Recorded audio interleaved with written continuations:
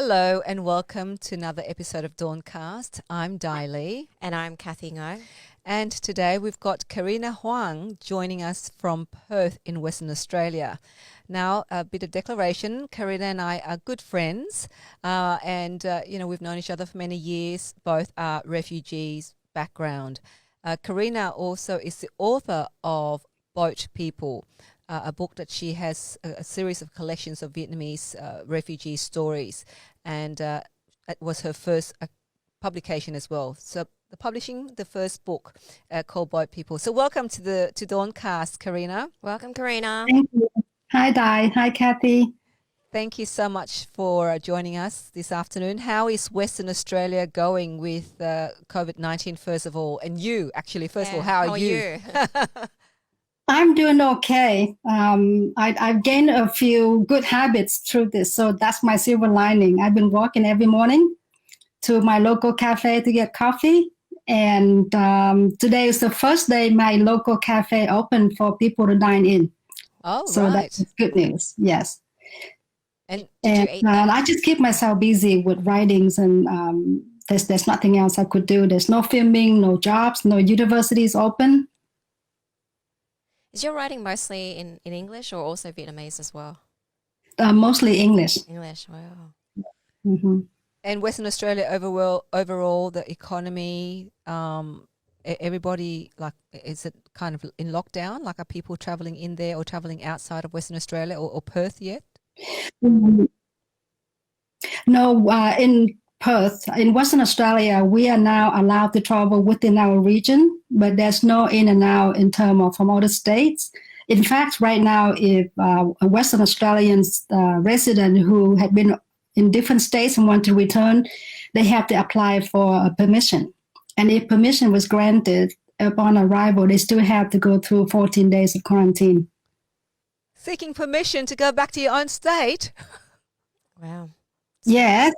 Oh my God. Yeah, well, on the one hand, it's quite strict, but on the other hand, we are very lucky because we have not been as affected as other parts of the world. So very fortunate in that sense. Look, let's talk about you, but let's first of all, I'd like to touch upon your book, The Boat People. And another declaration, I was featured one of the stories in The Boat People. It's a beautiful book. And, I just wanted to find out what get the audience to hear why you put that collection together. What made you do that? I've always wanted to record the history of Vietnamese boat people, but I just didn't know when.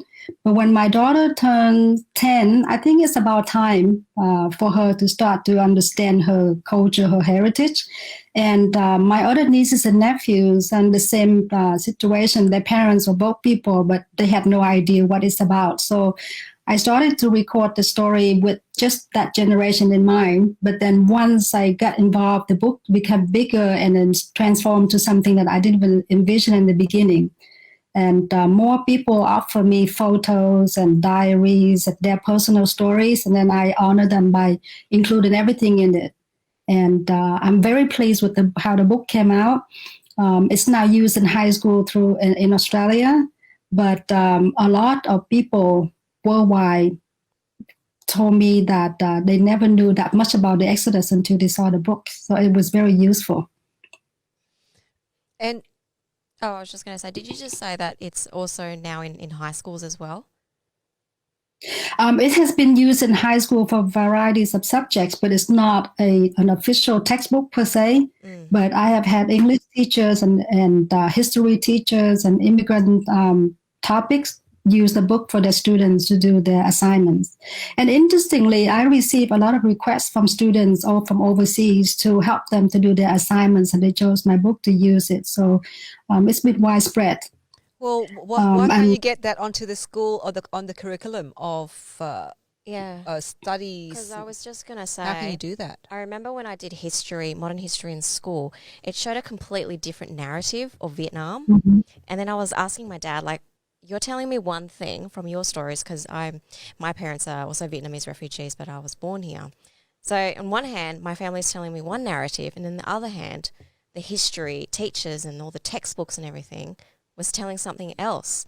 So it brings me great joy to hear from you that these books are now in school, because it's showing, well, for me, what I think is the truth. Yeah. And it's a more of a personal, it's a broad collection, isn't it, of personal stories?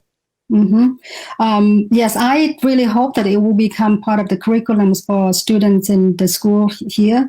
Not only these are personal stories, there are 42 stories collectively, each tell their own side of the Exodus. So we get to understand why people leave. How did they find the boat? What was it like to be on the ocean, and then in the refugee camp? And finally, how was it that they managed to resettle the new country?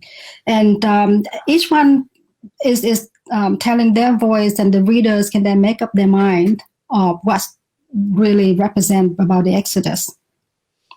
It is, by the time this story, our podcast get released, we probably just got out of the refugee week. So I think June is the refugee month, isn't it? Yes. Yeah.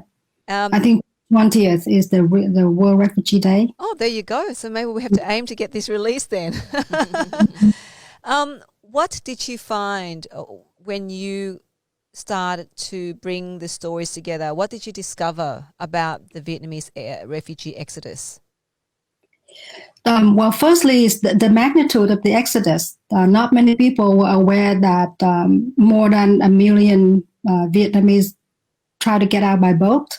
Statistically, about 900,000 made it to shore. And that's the figures from the UNHCR, but they also estimated 1 out of 3 perished. In the records of the UNHCR, they estimated about 250,000 Vietnamese boat people died during the journey. But then what I learned for myself is that I only know my situation and in refugee camp in Indonesia. But every Vietnamese boat person will have their own journey with different details.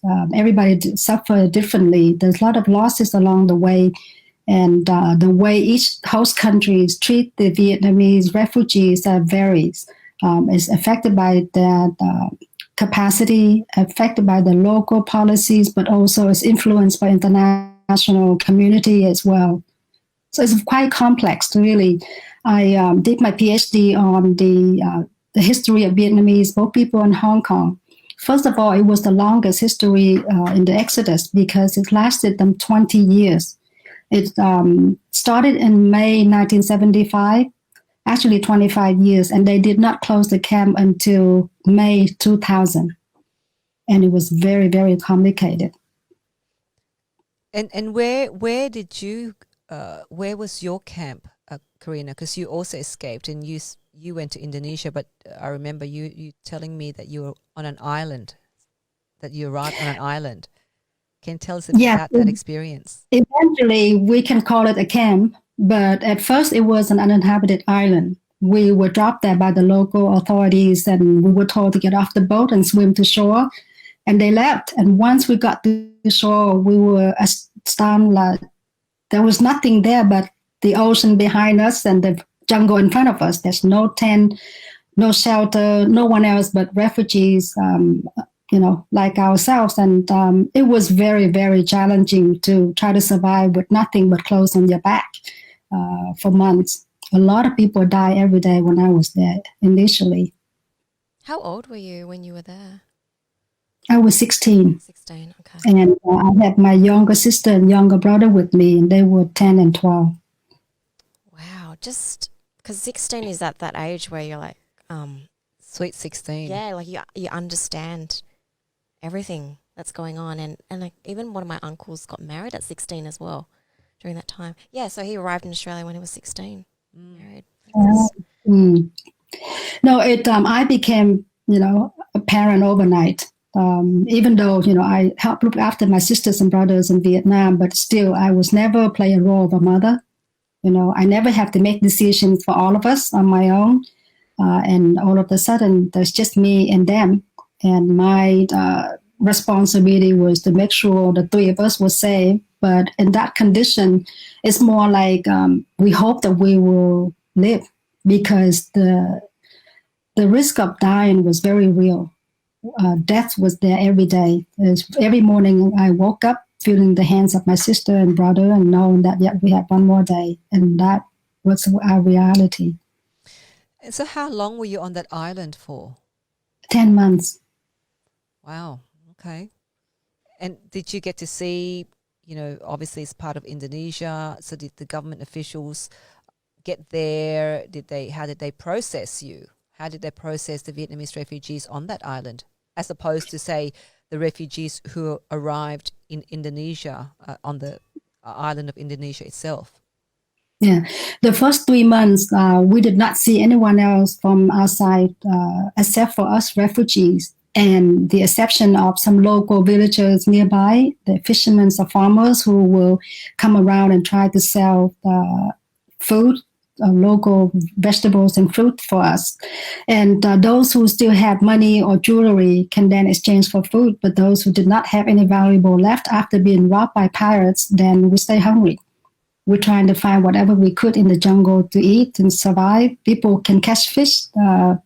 My sister, myself, and I, and my brother, we didn't have that luxury. We can find food in the jungle. We cannot catch fish in the ocean. So I just keep selling the jewelry that my mom gave me to exchange for food and medicines.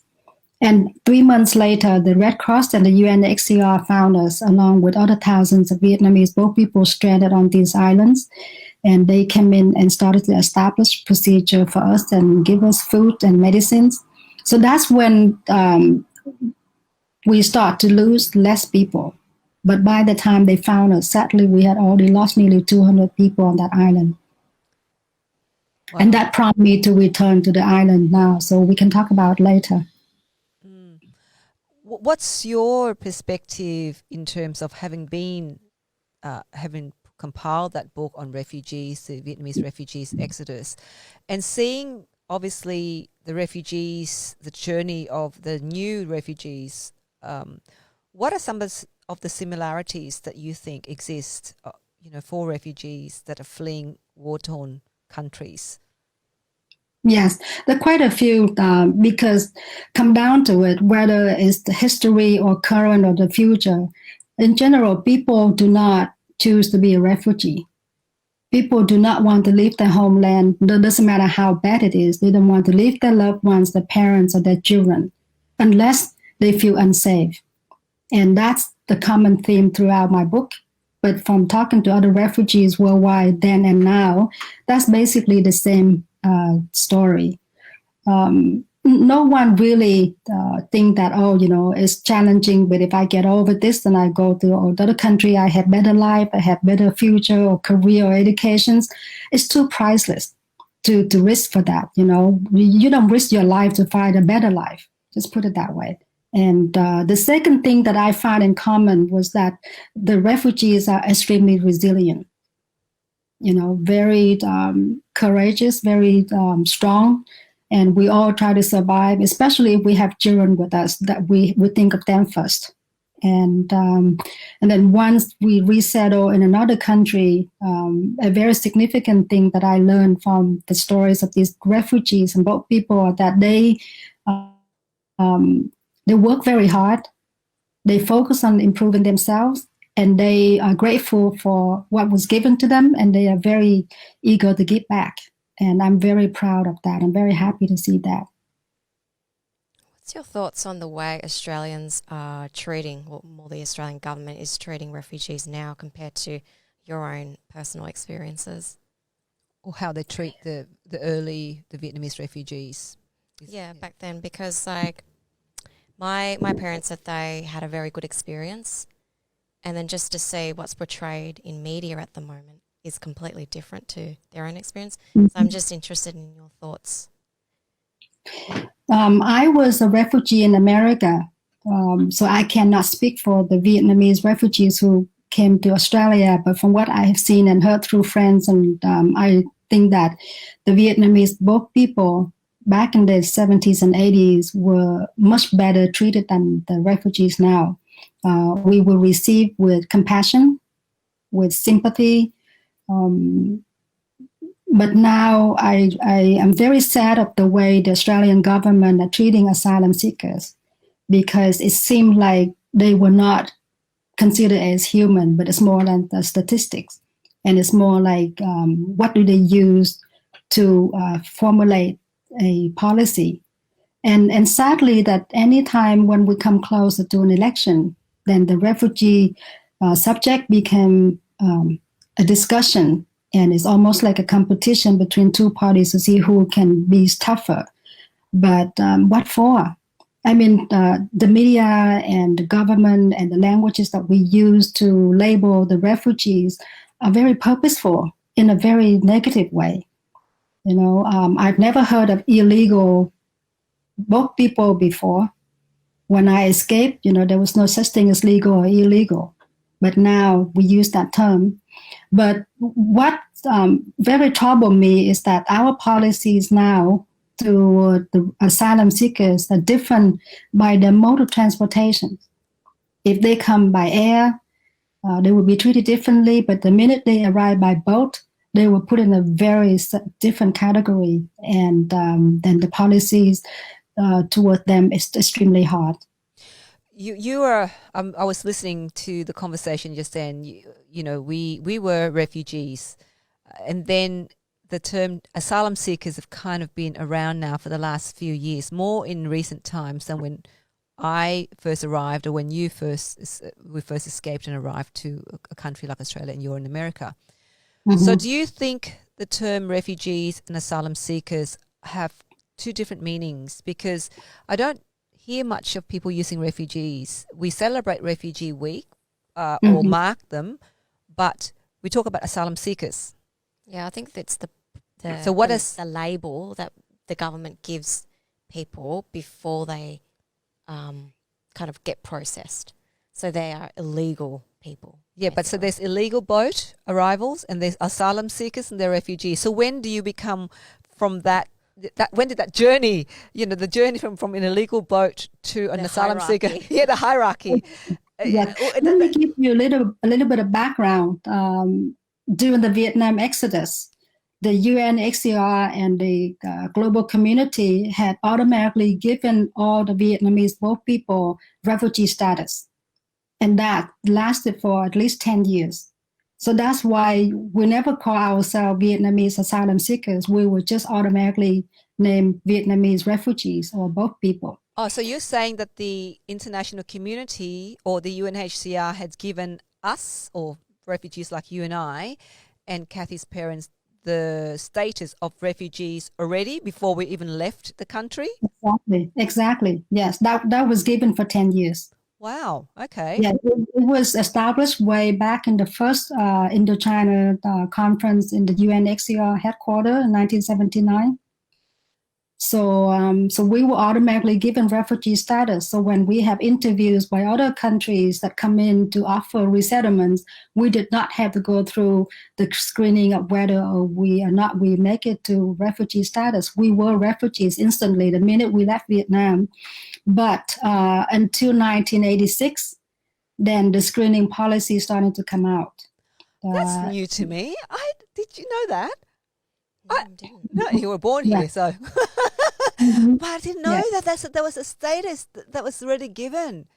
Because I'm thinking, why 1 minute we're calling refugees, the next asylum seekers, and illegal, but I'm thinking, well, why these different labels? Yeah, like I knew like asylum seekers is like a kind of a terminology before you become a refugee, but I didn't know about that screen policy in 1986. So that's something new today.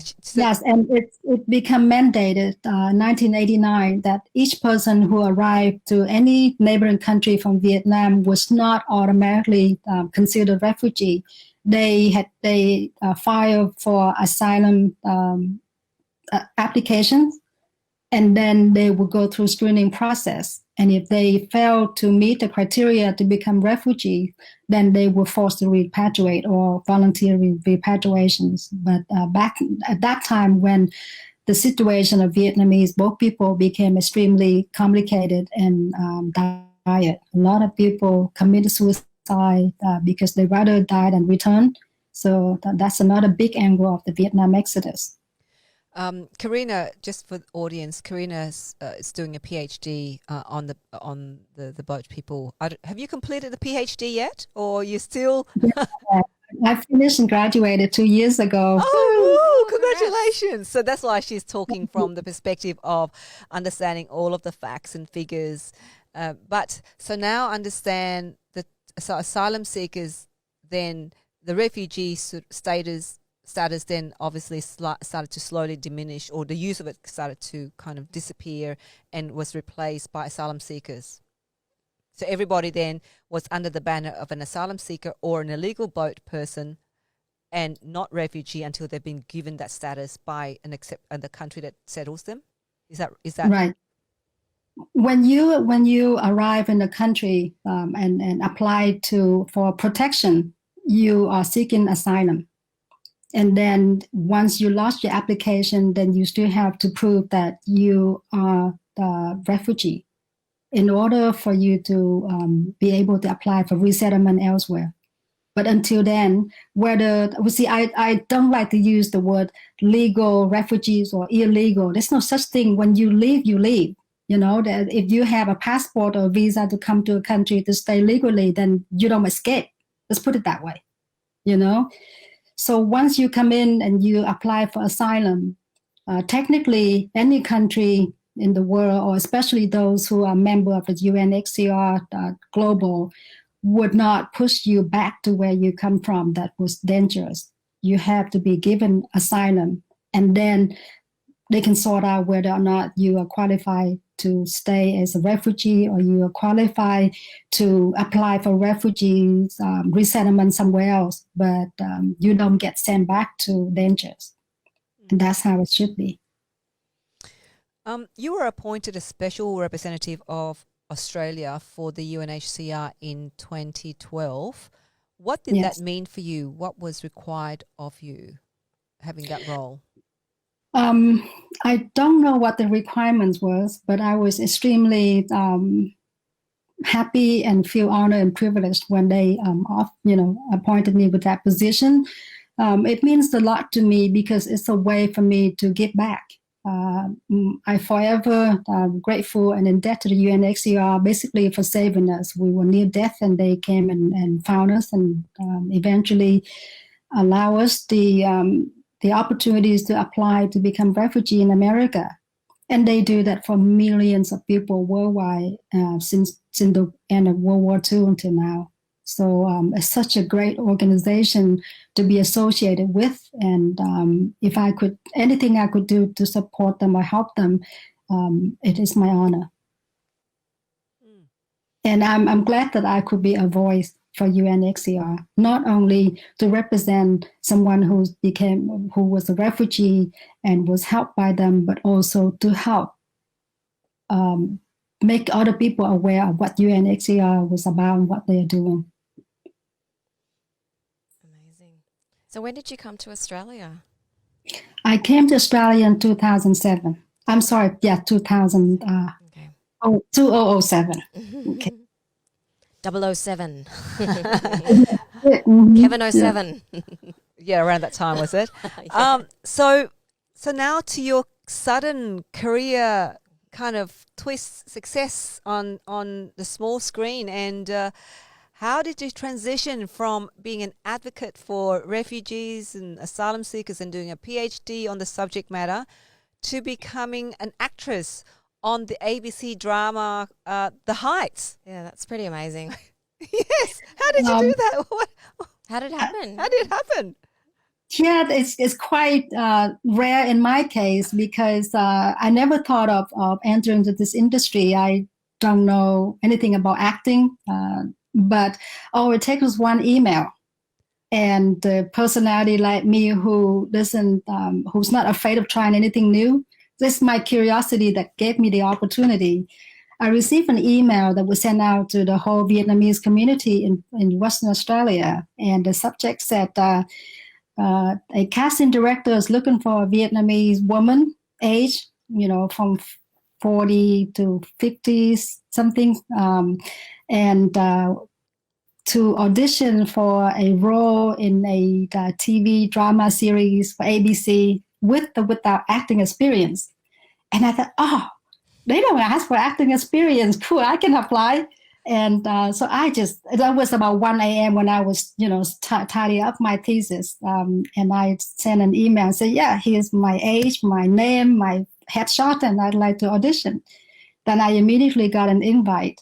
And it's really cute. Do we have time to talk about this? Yeah, of course. I'm loving this story. So the casting director sent back a script for me to study, but she said, she underlined, she said, this is a non-glamorous role. Dress as if you own a grocery store. And I thought, I can't be glamorous in this show. But I thought, well, what do they wear at the shop? Because when you go to the shop, you don't pay attention to the owners and what she wears. So I had a day in between that email and the auditions. I went to Vietnamese grocery stores to specifically look at the owners, see what she wear. And I happened to walk into the shop that they used to film the show.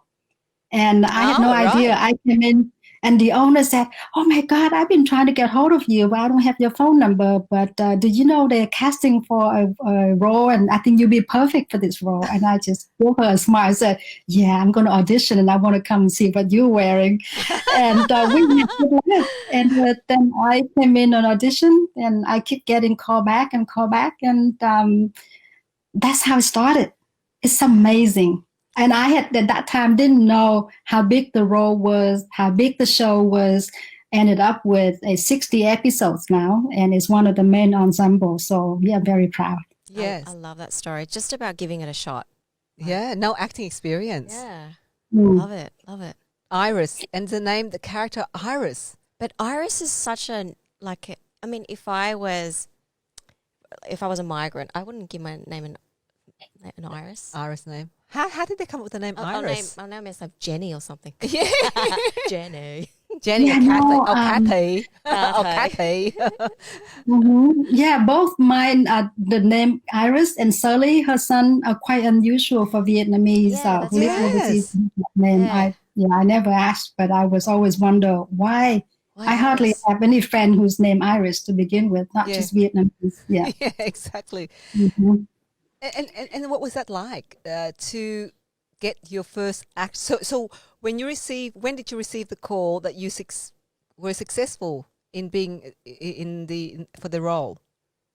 It was very quickly. I think within 2 weeks after I auditioned, and it's turned out that the casting director has been looking for this person for a long time. At first, they were looking for a Vietnamese actress, and there wasn't anyone. And then they decided that they would have to cast for someone who is not an actress yet, but at least had the potential.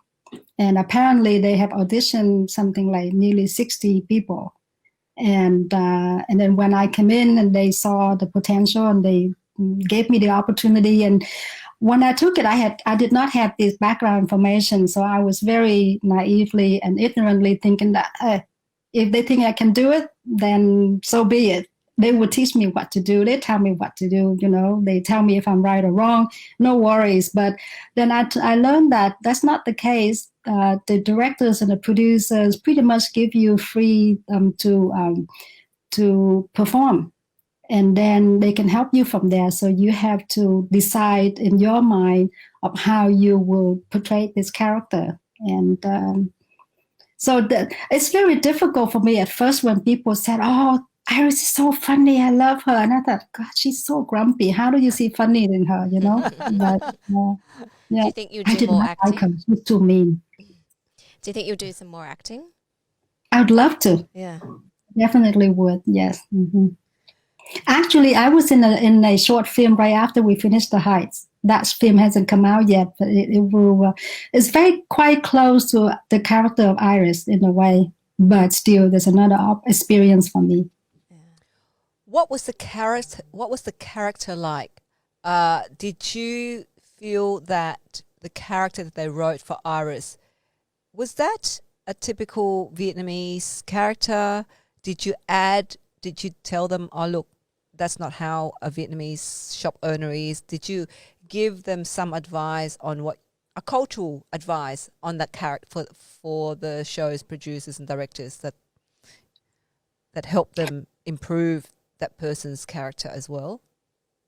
There were a few occasions where I had the opportunity to share with them what I think that it might not work, or it is not right. But overall, the character was written very true to Vietnamese mom. It's as good as it gets, really. I admire the creator who came up with the role for Iris, and also I admire the writers. The scripts were very, very good. All I have to do is deliver the lines, but they're spot on. And they are very consistent. They created this Iris as if she is real and consistent throughout the 2 series. Do you remember your audition? And do you remember your actual audition?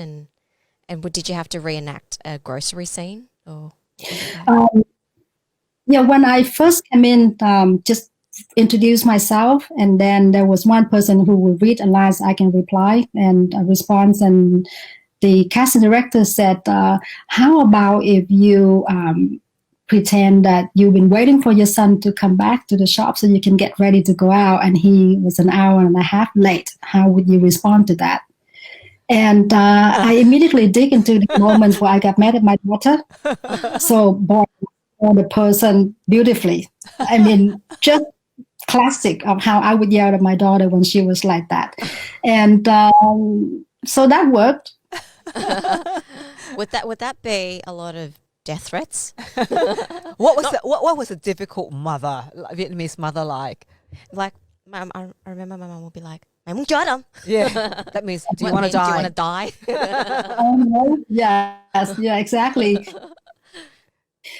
But the thing in this show, Iris is slightly different than other Vietnamese women, the typical, because not only she accepts that her son is gay, she never made him feel uncomfortable about it. She even go out and try to find a boyfriend for her. Mm-hmm. But she is very typical in the way that she wants the boyfriend to be someone who can afford to support her son financially. She wants him, to have a career, to have a house. She even asked her son, like, how big is the house? Did he pay for it, or is he renting it? So it's really cute. It's funny, all the responses from worldwide on Facebook, how they say, "Oh my God, I can close my eyes and see my mom when I watch Iris," or someone else said, "Oh, everybody needs a mom like Iris." So there is some typical, there were some stereotyping of a Vietnamese mother, but you're saying there's also some other aspects of a mother that mothers probably can relate to, and it's not just stereotypical. Absolutely. In general, Iris is a very typical mother. And then as a Vietnamese mother, she is spot on. However, because she's a Vietnamese mother who lives in a Western country, so there are things that she behave, or her thinking is not the same as a Vietnamese mother who are still living in Vietnam. I'll put it that way. Yeah. Different context. So have you left your writing world behind and now getting ready for bigger or other acting opporunities? Well, I'll let you into a little secret. Yeah, but I received a grant from Screen West to learn a skill on how to write pitch document for a TV series. Oh, so wow, really? I'm developing an 8 episodes drama, and I am working on a pitch document, which is very different than anything I have written before. It takes a different skills. It's a different genre of writing. It's not academic. It's not fiction or nonfiction. It's very specific. And so I'm learning it right now. And hopefully a producer here or in America or the UK will pick up, and then we will have a really awesome series. Well, we're happy to be a cameo role, Kathy and I. What do you think of the TV show if we were to produce one? Yeah. Crazy Rich Viets. Oh, absolutely. I think we need it here. We have in I wear the Louis Vuitton. I have many boyfriends. Oh yeah, yeah. Now the And I'm spice. happy to be that mean woman mother again. Now I want the spice Asian Spice. Asian spice. I think Asian spices. Like star anise. Yeah. Yeah. Chili. Let's do it. Let's have a show for Vietnamese Yeah. people. In Australia. Chili, star anise, lemongrass, coriander. Yeah. Coriander. I love coriander. But so what's next, Carina? What's happening? Both in the world of writing. I mean, you're writing the script and in acting. So where now? Where to now for you? Well, ideally, I'd like to have a part-time job that I can utilize my, educations and be useful, whether to the government or to companies. But then I'd like to have the flexibility and freedom to pursue other things that I enjoy, like acting or writing. I am a publisher. I have published 7 books since the Book People came out, and 3 of the 6 publications had won international awards. So that's very encouraging for me. So that's what I will continue to do. I have been encouraged to write my memoirs. I think when I get older, I will. I think I'm old enough. But so that's what I would like to do. And just more writing. I recently applied for a freelance journalism grant. Hopefully, if I get that, then I will do a research into how Hong Kong has successfully handled the pandemic. So that will be my immediate task if I get the grant. Good luck. Congratulations and good. Yeah, wishing you luck in both those grants, being writing a script. But luck, we're here. If you need any cameo roles, Kathy and I I think should be available. Yeah, we will. We'll clear our schedule. Yeah. I would like to work with you ladies. Yeah, would love to. And then good luck with the Hong Kong, the grant for the Hong Kong, looking at the Hong Kong pandemic. You're talking in terms of the COVID-19 pandemic, how they handled that? Yes. I mean, everyone how did they handle that? knows. I'm sorry? How did they handle that? Well, that's what I want to find out. But statistic-wise, they only have 4 fatalities, and the number of infected cases was about 1,060, being a border of China, being the main international hub, and very densely populated. It's a very, very impressive record. But the scientists and experts are saying that Hong Kong handled it well because of their experience with SARS in 2003. That gave them all of the preparations that they need. So as soon as the pandemic hit them, they responded swiftly and very effectively. Wow, yeah, and then they had all those protests as well on the street for weeks and stuff, and nobody seemed to be infected through those protests in the street, did they? They did not have a complete lockdown. Since the pandemic, they never had to go through that. Wow, interesting. That's another topic that we need to talk. So happy to please let me know if there's any good expert in Hong Kong to talk about the pandemic with us. That'd be great to. Okay. So thank you so much. Thanks so much, Carina. And if you would like to hear more stories like this and share with us, your personal journeys, please let us know. Click on the link below. Subscribe to DAWNCast. I'm Dai Lee. And I'm Kathy Ngo. And thanks for joining us, and see you next time. Thanks, guys. Bye. Bye. Thank you for having me. Have a good day. Thanks. Bye. Bye.